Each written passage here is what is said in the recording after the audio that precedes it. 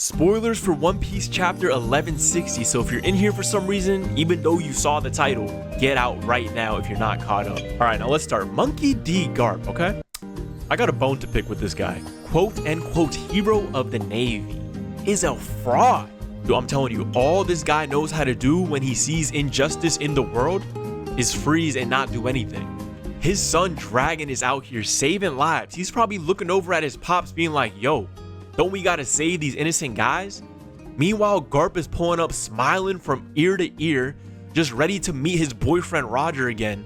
And he's coming in here so happy to save the Celestials, the people who are committing mass genocide and every other kind of crime that if I probably say on here, it's gonna shut this video down. And he's coming here smiling from ear to ear, ready to protect them. It's just so shocking to me how this is the father of the guy who could potentially change the One Piece world forever in their political system, and the grandfather of the second coming of basically Jesus Christ of One Piece. But y'all, the chapter kicks off basically where it ended in 1159. It's still showing the Celestials getting hyped that some of the Davy clan is here.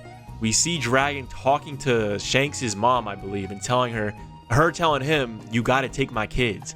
Despite Dragon looking like a default Fortnite skin, this guy is a legend at a young age, man. This guy basically sacrificed his own platoon to make sure he's doing the right thing. My Dragon respect, ever since these last few chapters came out, have shot up to the ceiling immensely. We also get a great look at Blackbeard again and his mom. We finally get his mom revealed fully. She's all ragged up.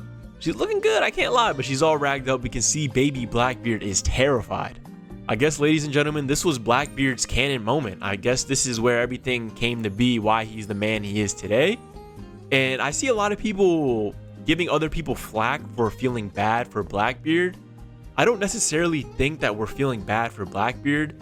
I think after learning about Rocks and how much of a legend he is, and seeing how he's came up and seeing why he's coming to God Valley, I think we're feeling bad for Blackbeard out of respect for Rocks. I think we're slowly growing to be a little bit more understanding of why Blackbeard is the guy he is today. And hopefully he knows about his origins and knows that he's a Davy member. I think he does. And hopefully he has a deeper plan into why he's trying to do what he's trying to do.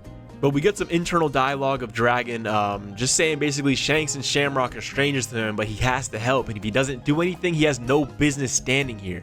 His father needs to take notes to that final quote right there. If I can't do that much, then I have no business standing here.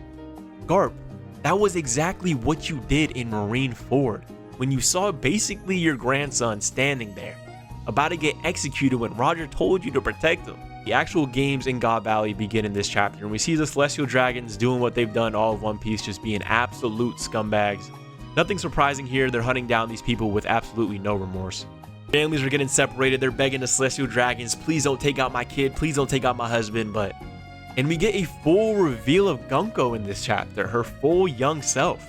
Tell me she's not looking like Obanai from Demon Slayer. We're also seeing her use her devil fruit right here, and it's looking crazy, I can't lie. And it's just so crazy to me how the majority of these people are out here fighting and killing people all for Shaki. Listen, I knew Shaki was bad before these chapters came out, but the fact that she started the most iconic moment in One Piece history that we've seen so far, just off of her pure looks, is ridiculous. We get some more internal dialogue of Dragon. I think he's kind of regretting his choices right now, where he's just thinking that himself can't have as much impact as he thought he would have. He's just saying how his platoon had to get sacrificed for what he's doing. And we actually find out that Dragon was the one who saved our boy Kuma. Dragon is out here killing Celestial Dragons at a young age. All I gotta say, y'all, it runs in the family. Well, it didn't start with GARP, but it runs in the family.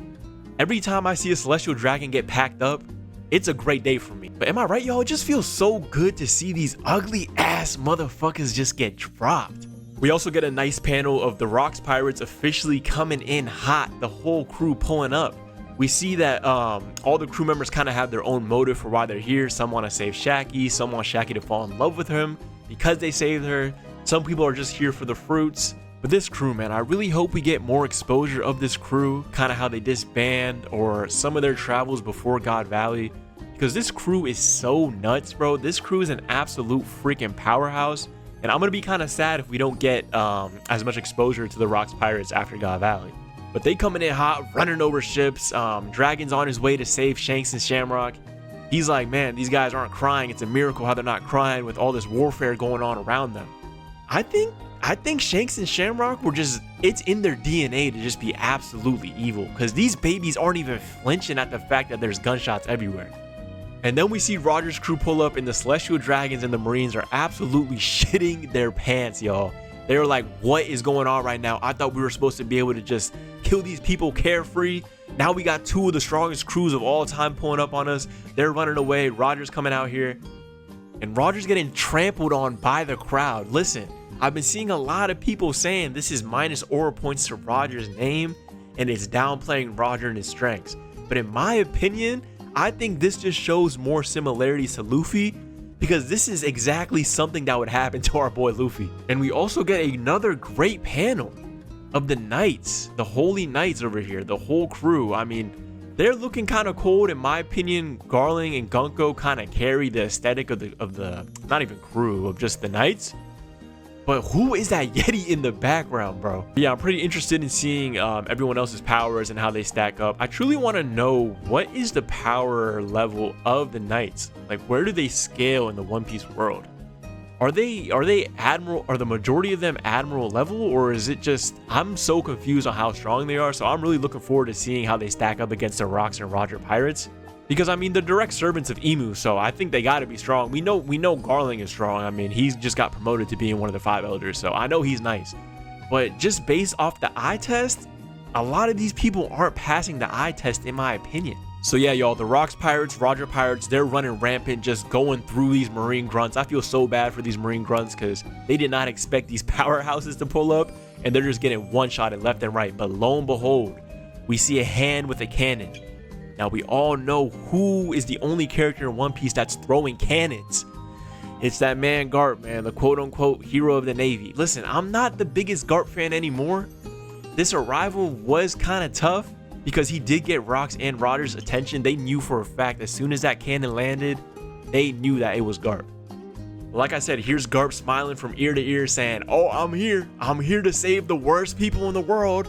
Roger, my boyfriend, I'm here. Let's fight. I just don't understand GARP. I don't want to rip into him way too much right now, because I do want to get his backstory and kind of find out what his upbringings are and why he's so dedicated to the Marines.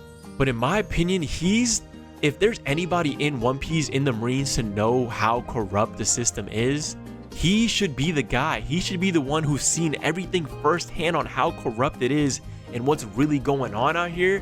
And the fact that he's still supporting the Navy after all this time, after seeing God Valley, after seeing Marineford, and he's still holding seat as the hero of the Navy, is just ridiculous to me, y'all. I don't get it.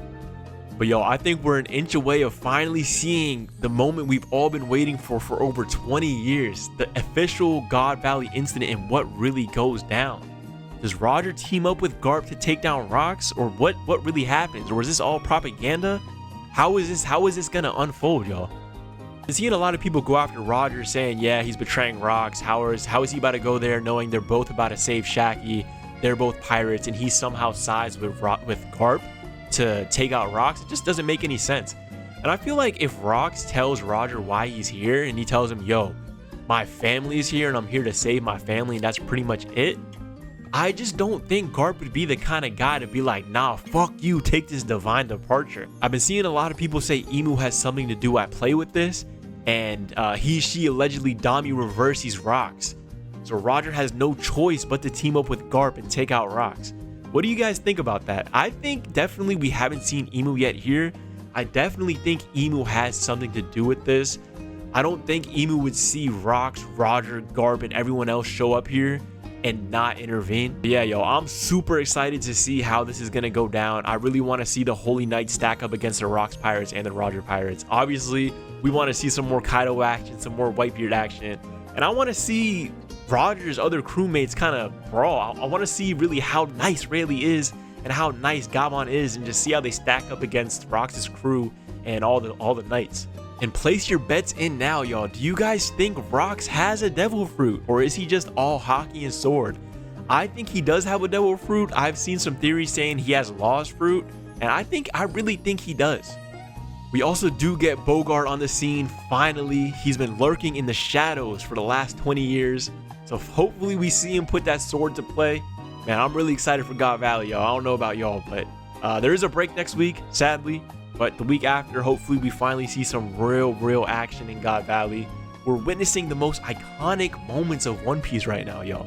These are moments we've been waiting for the longest time, and it's finally coming out for our eyes to feast on. Big shout out to Oda. Like, comment, and subscribe if you guys want to see me follow more of the manga. I'm going to be posting on YouTube more, some One Piece chapter reviews, some One Piece funny videos, everything like that.